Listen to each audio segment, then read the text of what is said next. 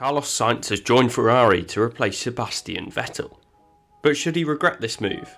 Was McLaren the better option after all? Let's have a look. My name's Andy and this is Behind the Drive. So I'm going to split this video into three sections. The first will focus on the information that Sainz had at the time of his decision. The second will look at the Ferrari Driver Academy and how much of a threat this poses to Sainz's position. And finally, I'll discuss the team politics at Ferrari and how this could affect Sainz's role in the team. The information Sainz had at the time. So the announcement of Carlos Sainz making the move to Ferrari came in May 2020, before any competitive Formula 1 action had taken place in the 2020 season. But there were already signs that the Ferrari team were going to have a tough year. Just beyond the midpoint of the 2019 season, the Ferrari team was showing consistent and strong performances, particularly in the hands of Charles Leclerc. The Ferrari car qualified on pole position 6 times in a row between Belgium and Mexico. The team was on a real high, but the success of the team was raising suspicion amongst their rival teams. Red Bull lodged an inquiry in the form of a technical directive to the FIA to publicly ask whether a fuel flow cheat mechanism would be legal. And after the clarification from the FIA came in early November, Ferrari's Saturday dominance came to a rather abrupt end at the US Grand Prix. Sure enough, teams noticed a significant lack of straight-line speed on the Ferrari cars compared to where they had been in the previous rounds, which raised suspicions further. During the off-season, the FIA conducted further investigation into the Ferrari power unit, which resulted in a somewhat mysterious settlement with the team. But further details were not shared, and neither the FIA or Ferrari seemed too keen to share any more information. For me, there was an obvious breach of regulations. Not only did the Ferrari cars get significantly slower after the US Grand Prix in 2019, but to have reached a settlement clearly shows the signs of a guilty party. So with the conclusion of the FIA investigation still fresh in the memory of everyone in Formula 1, the teams headed to Spain for the testing week of 2020. And once again, the team seemed to be struggling down the straights. Down on power and struggling over one lap pace, the team were an estimated 1.7 seconds behind the Mercedes team. The facts were out in the open and all to see, but there still remained some optimistic journalists and fans assuming that the team were just sandbagging through testing. For Carlos Sainz, I'd expect that the latest performances would definitely be in the memory when making the decision to move to Ferrari. He may have thought that the team would struggle compared to the others in 2020, but I wouldn't be surprised if he'd assumed that the team would either bounce back in the latter half of 2020 or not be too far away and just fall to a point somewhere between the midfield pack and the leading teams, an assumption that many, including myself, had made in the early part of 2020. But the stark reality of how far Ferrari had fallen was clear for all to see once the season got underway in Austria. Leclerc and Vettel qualified 7th and 11th respectively, a pretty abysmal performance by their standards, given they'd been in the hunt for near enough every pole position of the previous year. Despite Leclerc's impressive drive to finish second in the race, the season did not start with too much promise for the Ferrari team, and it ended up being the worst year for the Ferrari team since 1980, as the team ended up 6th in the Constructors' Championship. So a dismal display from Ferrari. But could Carlos Sainz have seen this coming? For me, I didn't think the signs indicated that their season would pan out to be this bad. Ferrari have been a team that have sandbagged in the past and found themselves masking the true performance of their cars in years gone by. And perhaps I'm being biased from the media's reaction in early 2020, but that's all I had to go by, and given Sainz was driving for a competitor team at the time, I doubt he was given too much more information before he signed on the dotted line in May. It's also worth considering that you'd expect a team with the resources of Ferrari to bounce back pretty quickly from the lows of 2020. You have to consider that the whole 2020 concept was based on having the most powerful power unit on the grid, as they did during 2019. This meant that they'd have created a higher downforce concept compared to their rivals, which would only make their problems worse. We can assume that this will improve for 2021, as although the development of the cars will be limited, there will be changes that Ferrari can make to improve their car. It's also safe to say that the power unit will improve. As has been discussed in the media already, reports from Maranello say that the team's expecting an increase of 30 horsepower for next year, so that may start to bridge the gap between their power unit and the others on the grid.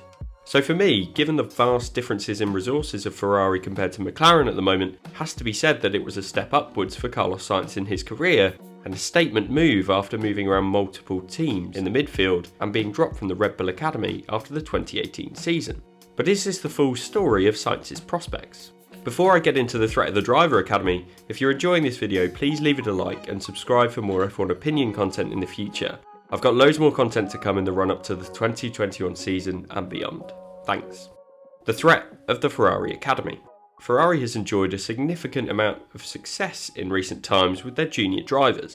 Charles Leclerc is the obvious highlight given his rapid rise from winning Formula 2 in 2017 to graduating into the Ferrari team in 2019. Not only this, but the Ferrari Academy has a number of other drivers on the cusp of making their way into Formula 1. Mick Schumacher is of course the most significant threat as he joins the Haas team for the 2021 season after winning the Formula 2 Championship in 2020. There's already talk of the German driver getting the promotion up to the Ferrari team for 2023, despite not even competing in Formula 1 so far. The German has traditionally struggled in his first season in a given discipline, so it seems that Ferrari are preparing for this theme to continue. And to add to this theory, Sainz has been given just a 2-year contract, which ties in with these timelines. So I'd say that Mick is probably the biggest threat to Carlos Sainz's seat.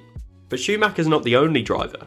For starters, Giovinazzi is of course still a Ferrari contracted driver, and he's still in the Alfa Romeo seat for 2021. So if he has an unbelievable season, then perhaps he'll be considered for that seat, although this does seem rather unlikely. Then you have Robert Schwarzman, who had an impressive rookie Formula 2 season in 2020, finishing in 4th position.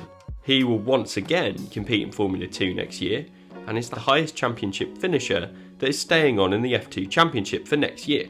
Then finally, you've got Callum Ilott, who finished runner-up to Mick Schumacher last year and is currently looking for ways to get onto the Formula 1 grid for 2022. And the Brit absolutely has the talent to do so. So if this route continues to be with the Ferrari tyres, then I'd say he does have the potential to make his way to the top team. So with a plethora of young talent waiting in the wings of the Ferrari Driver Academy, Carlos Sainz finds himself under pressure before he even gets going with his new team, which is a very different environment from the one that he leaves at McLaren, a point that we need to take a look at next. The Ferrari team environment. Sebastian Vettel is almost certainly a victim of the toxic environment found at the Ferrari team. A 4-time world champion was reduced to a driver that looked like an inexperienced rookie in 2020, as he was comfortably beaten by his teammate. Now I'm pretty confident that being publicly dropped from the team before the start of the season didn't exactly help the matter, but there continued to be basic strategic errors from Ferrari, particularly when it came to Sebastian Vettel's car. Let's take, for example, the 70th anniversary Grand Prix. Vettel spun at the start, an error that became characteristic for Vettel in recent times, but it's not something that you'd expect from a driver of his experience. Following this, the team pitted the German when he was running in clear air, dropping him back into the midfield pack. So on this occasion, Vettel didn't exactly help himself, but the team absolutely compounded the issue. After finishing in 12th position, Vettel said to his engineer, "You know you messed up," which Mattia Binotto countered in media interviews by saying that Vettel's spin in turn 1 did more damage than any strategy call. This internal politics was out in the public for all to see, and similar instances of disagreements with tyre choice or pit strategy were common through 2020. Take Hungary for example, where the changeable conditions meant that being on the right tyre was key, and Vettel was querying the team's tyre decision. Or Spain, where Vettel was left out on old tyres for so long that he ended up deciding it would be pointless to even try and pit.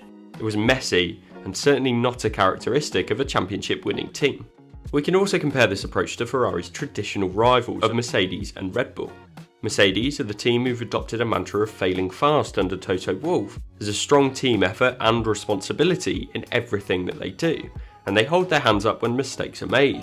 Take for example Hamilton's stop-go penalty at Monza.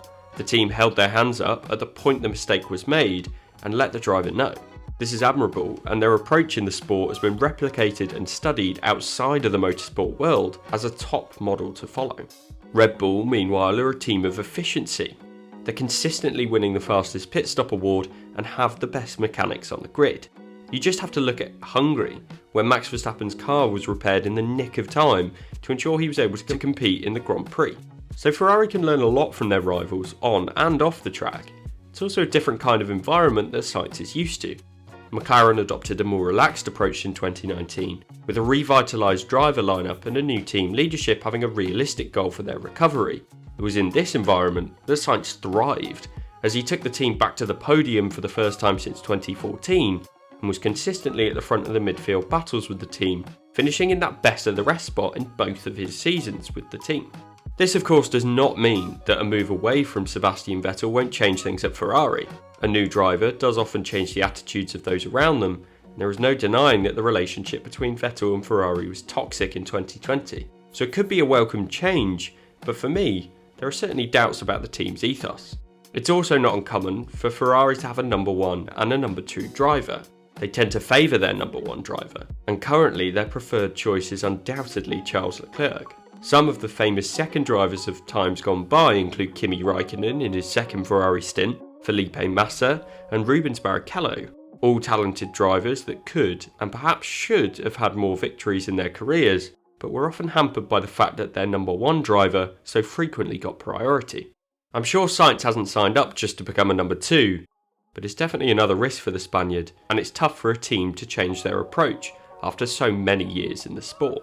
So I'm sure that publicly Sainz won't admit it, but I fear he may regret making the switch to Ferrari in a couple of years' time. It was definitely the right call at the time back in May, and for any Formula 1 driver, competing with the most experienced team in the sport will always be a highlight in their career. It'll be interesting to see how it all pans out and how Sainz is treated at the team through 2021, and then whether the Ferrari Academy drivers find their ways to put Sainz's drive at risk for 2023. So that's my view. What's yours? Let me know in the comments, and if you've watched this far, then thanks for watching, and please consider subscribing to Behind the Drive for more F1 opinion content in the future.